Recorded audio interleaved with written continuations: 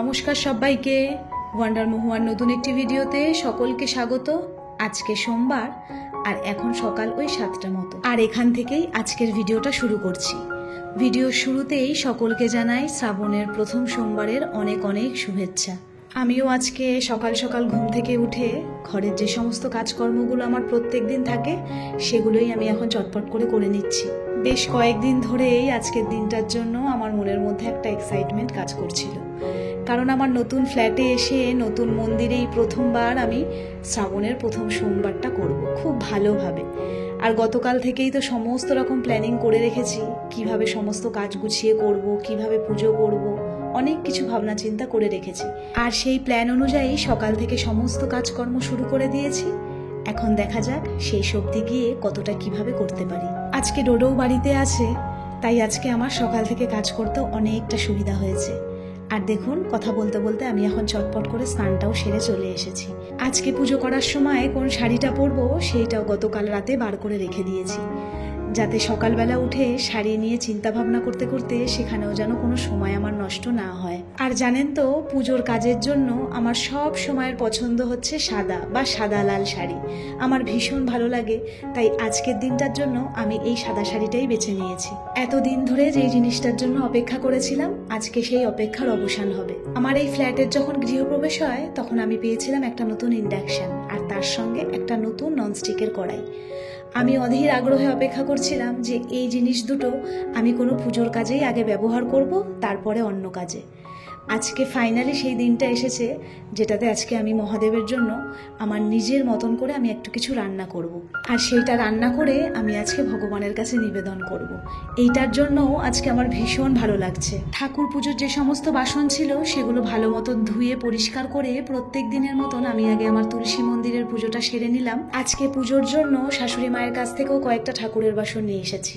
আসলে আমার সেই রকম তো কিছু ঠাকুরের বাসন নেই, আর আমার শাশুড়ি মাও কিনতে না করে দিয়েছে, কারণ আমার শাশুড়ি মায়ের অনেক ঠাকুরের বাসন। শাশুড়ি মায়ের বক্তব্য হলো, পরে তো এই সমস্ত ঠাকুরের বাসন আমি তোমাদেরকেই দিয়ে যাব, তাই আলাদা করে ঠাকুরের বাসন কিনে আর জায়গা ভরাতে হবে না।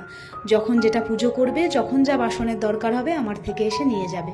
তাই সেই মতন আমিও আমার যে কটা বাসনের প্রয়োজন গিয়ে শাশুড়ি মায়ের কাছ থেকে নিয়ে এসেছি। আমাদের বিয়ের পরে সবার প্রথম অজয় এই শিব মূর্তিটা নিয়ে এসেছিল কচুয়াধাম থেকে, সেটাকে এখনও আমি যত্ন করে রেখে দিয়েছি। তাই সেই ভোলা মহেশ্বরকে একটু ভালো করে জল দিয়ে পরিষ্কার করে এখন আমি আমার সিংহাসনটাকেও পরিষ্কার করে নিচ্ছি। গতকাল সিংহাসনের আগের পেতে রাখা সমস্ত কাপড় খুব ভালো করে ধুয়ে দিয়েছিলাম। আজকে আবার নতুন কাপড় পেতে আমি আমার মহাদেবকে সবার প্রথমে একটা বেলপাতা চন্দনে দিয়ে আগে মহাদেবের স্থানে বসাবো। সকালবেলা অজয় আমার পুজো করতে যা জিনিস লাগবে সমস্ত জিনিস গুছিয়ে যত্ন করে আমাকে এনে দিয়ে গেছে। আজকে অজয়ের কাজও চলছে, ওর কাজের চাপও আজকে অনেকটা আছে, তাই সমস্ত জিনিস আমাকে গুছিয়ে এনে দিয়েছে যাতে আর আমার কোনো অসুবিধা না হয়। সমস্ত ঠাকুরকে তাদের নিজ স্থানে বসিয়ে এখন আমি পঞ্চামৃতটা বানিয়ে নিচ্ছি, যার দ্বারা আজকে আমি মহাদেবকে স্নান করাবো। এই যে পুজো করার সমস্ত রীতি নীতি নিয়ম কানুন সমস্তটাই আমি আমার ঠাকুমার থেকে শিখেছি। ছোটবেলায় বাবার কাজের সূত্রে যখন অন্য জায়গায় থাকতাম তখন থেকেই আমি ঠাকুর পুজো করি। তারপর একটু বড় হয়ে যখন এখানে চলে আসি তখন ঠাকুমার পাশে বসে বসে ঠাকুমার পুজো করা দেখতাম, আর সেখান থেকেই আমার পুজো শেখা।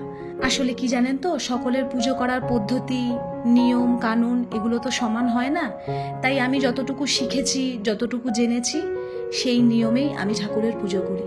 তাই আমার এই পুজোর মধ্যে যদি কোনো রকম ভুল ত্রুটি কিছু থাকে তাহলে আমাকে ক্ষমা করবেন, বা আমাকে কমেন্টের মাধ্যমে আপনারা জানাতেও পারেন। ভাড়া বাড়িতে থাকাকালীনও আমি শ্রাবণ মাসের সোমবার বলুন বা অন্যান্য ঠাকুর পুজোও করেছি, কিন্তু তখন একটাই পার্থক্য ছিল যে আমার ঠাকুরকে বসানোর মতন নির্দিষ্ট কোনো স্থান সেখানে ছিল না। একটা জানলার ওপর কোনো রকম জায়গা করে সেখানে আমি আমার ঠাকুর পুজো করতাম। অতিরিক্ত বৃষ্টি বা ঝড়ের সময় ঝাপটা এসে আমার সমস্ত ঠাকুর ভিজে যেত। কিন্তু আজকে আমার এই ফ্ল্যাটে এসে আমি আমার নতুন মন্দিরে ঠাকুরকে বসিয়ে আর আজকে এইভাবে এত সুন্দর করে পুজো করতে পারছি, এর জন্য আমার সত্যি আজকে অনেকটাই ভালো লাগছে, আর ভগবানের কাছেও আমি অনেকটাই কৃতজ্ঞ। আর আজকে জানেন তো, ডোডো বাড়িতে রয়েছে, তাই ও আমার পুজো দেখে বলল, মাম্মাম আমিও আজকে ভোলানাথের মাথায় জল ঢালবো। তো আমি বললাম ঠিক আছে। তাই ও চটপট করে স্নান করে এসে ও কিন্তু আমার দেখা দেখি আজকে মহাদেবের পুজো করেছে। আমি সব সময় মনে প্রাণে একটা জিনিসই চাই এবং ঠাকুরের কাছেও প্রার্থনা করি, আমি যেন আমার ছেলেটাকে একটা ভালো মানুষ করতে পারি। আমি যেমন আমার গুরুজন, যেমন আমার ঠাকুমা, মা, এনাদের কাছ থেকে যে সমস্ত ভালো ভালো কাজকর্ম শিখেছি, আমার ছেলেটাও যেন আমাদের কাছ থেকে সেই সমস্ত ভালো জিনিসগুলো শিখে ওর পরবর্তী জেনারেশনকেও শেখাতে পারে। আমি ডোডোকে সব সময় একটা কথাই বলি, পড়াশোনা শিখে শিক্ষিত সবাই হতে পারে, সবাই পারে ডাক্তার, উকিল এই সমস্ত হতে, কিন্তু ভালো মানুষ কিন্তু সবাই হতে পারে না। তাই তুমিও সব সময় ঠাকুরের কাছে প্রার্থনা করবে আমি যেন সবার প্রথমে আগে একজন একটা ভালো মানুষ হতে পারি। আমাদের ফ্ল্যাটের পাশের বাড়িটাতেই খুব সুন্দর, জানেন তো, নিচে একটা এই সাদা নয়নতারা ফুলের গাছ আছে। সব সময় গাছটা পুরো ফুলে সাদা হয়ে থাকে। আজকে তাই ডোডোকে বললাম নিচ থেকে গিয়ে কয়েকটা ফুল তুলে আনতে। আগেই বললাম আমার কাছে তো সেরকম বাসন নেই, তাই একটা কাচের বাটিতে ফুলগুলোকে একটু এরকম করে সাজিয়ে মন্দিরের পাশে রেখেছি। আজকে ঠাকুরের জন্য বানিয়েছি সাবুর পায়েস। ইচ্ছে আছে শ্রাবণ মাসের প্রত্যেকটা সোমবারে আমার সাধ্যমতো কিছু না কিছু বানিয়ে আমি ভগবানের কাছে নিবেদন করব। সকালে উঠে এইভাবে ঠাকুরকে সুন্দর করে পুজো করে আমি মন থেকে যে শান্তিটা পাই, সেই শান্তিটা হয়তো আমার আর কোনো কিছুতেই আসে না। আর আমি মনে করি সকালবেলা উঠে যদি ভগবানের পুজোটা আগে করে নেওয়া যায় আর একটু সময় নিয়ে যদি ভগবানের পুজোটা করা যায় না, তাহলে সত্যি ভেতর থেকে একটা পজিটিভ ভাইবস আসে। শ্রাবণ মাসের এই প্রথম সোমবারের পুজোটা নিয়ে এক্সাইটমেন্ট তো ছিলই, তার সঙ্গে একটু চিন্তাও ছিল।